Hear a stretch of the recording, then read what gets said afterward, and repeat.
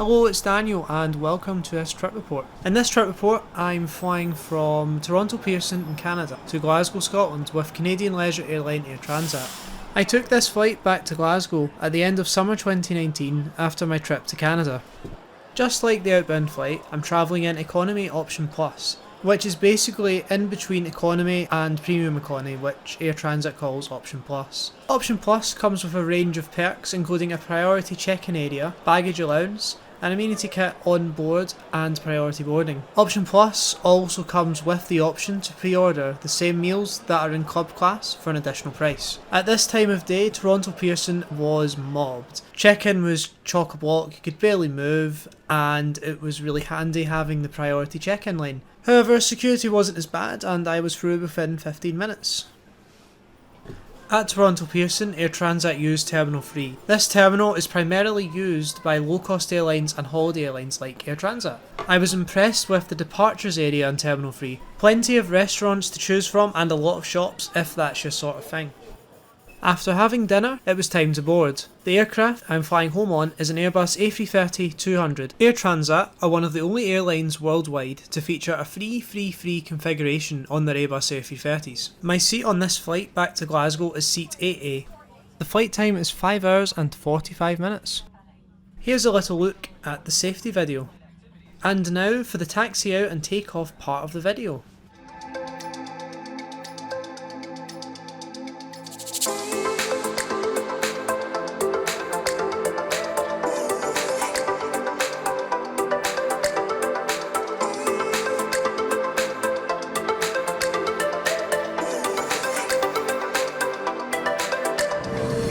Pochette, enfilez le gilet par la tête. Rip the pouch open and slip the life jacket over your head. Mettez la ceinture autour de votre taille et serrez-la. Place the belt around your waist and pull tight. Gonflez le gilet en tirant sur la languette rouge. To inflate, pull the red tab down. Soufflez dans le tube rouge pour gonfler.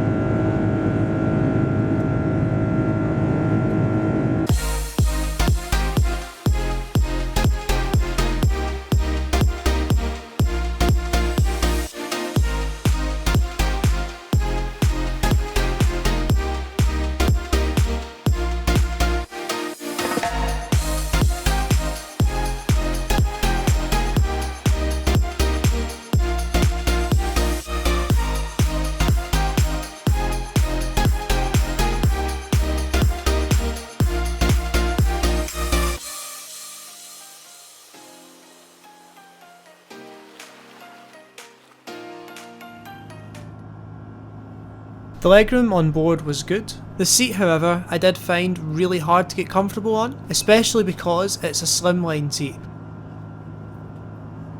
The seat pocket contained a safety card, an in-flight magazine and a sick bag. You might have noticed in the takeoff clip the lights kept turning on and off. Well, they were broken for the first hour, 2 hours of the flight. The takeoff was basically a disco with the lights. Personally didn't bother me, but yeah, it was a disco. The tray table was tiny. Before the first snack service, the crew came round with the amenity kits for Option Plus passengers. The amenity kit contained an eye mask, a blanket, blow-up pillow and a pair of headphones, plus a little bag to put everything in.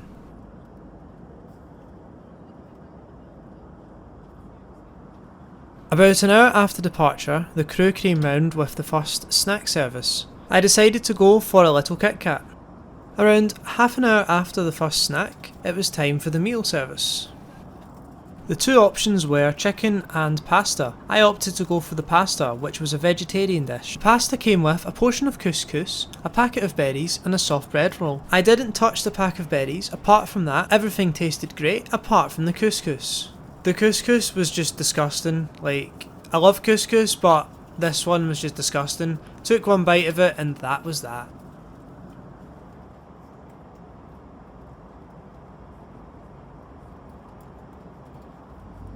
Here's a look at the toilet with my shattered ugly mug. The toilet had a wooden floor, a little pattern on the wall, and it was clean. A toilet's a toilet. As long as it's clean, it's fine. The flight was nearly full with 309 passengers on board. With the mood lighting, the cabin looks great, but it also looks very crammed.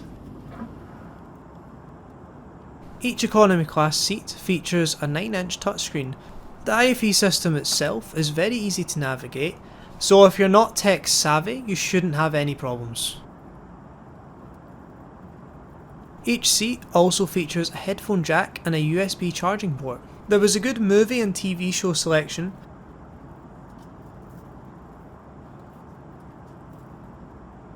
The music selection looked good as well.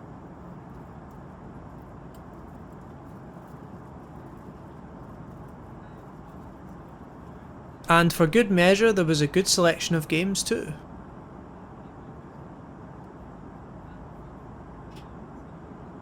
There was also some Air Transat promotional videos within the IFE system.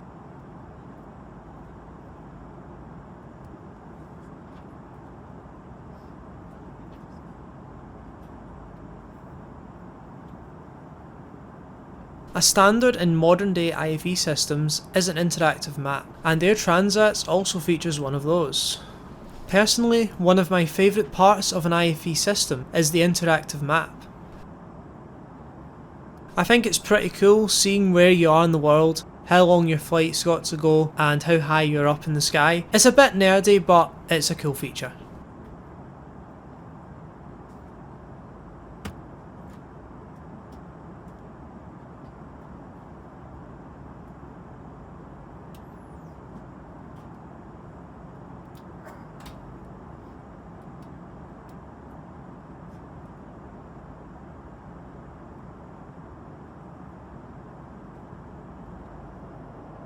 Once the meal service was cleared, the cabin was darkened so passengers could have a little nap. The sunrise was pretty decent. It's always a treat to see either a sunrise or a sunset, no matter where you are in the world. This particular A330 that I'm on has an age of 16.5 years. It first flew in February 2003 before being delivered to Emirates in April 2003. It was withdrawn from Emirates' fleet in November 2016 before being delivered to Air Transat in July 2017. Air Transat have quite a lot of ex-Emirates planes, including some of their soon-to-be retired A310s.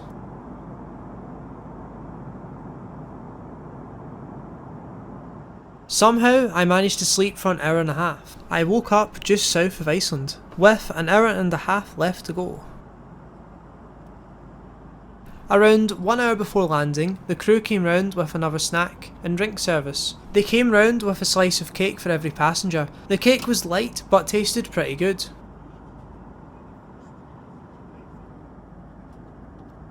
Despite being narrow, the seat had a really good recline and a good adjustable headrest.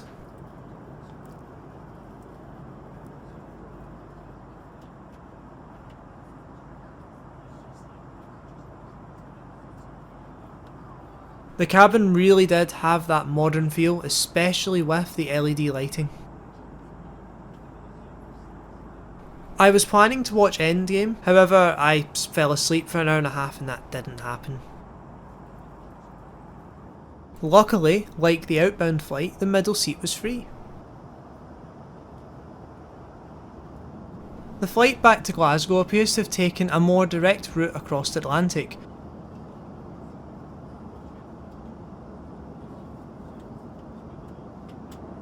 I could tell by looking out the window straight away that it was back to Scottish weather, which I certainly did not miss. I found seat 8A to offer a perfect view out the window, especially if you like a view of the engine. Now it's time for the landing clip into Glasgow.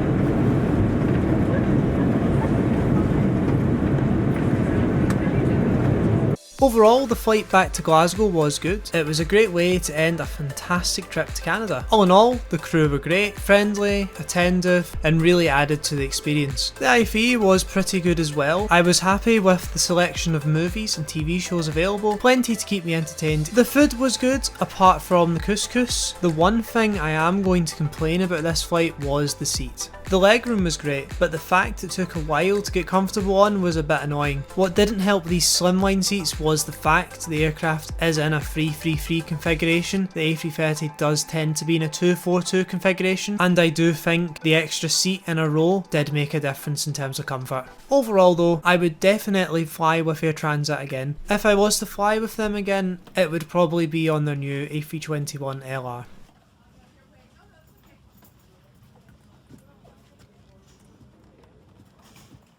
Thanks for watching this trip report. I hope you enjoyed it and stay tuned for the next one.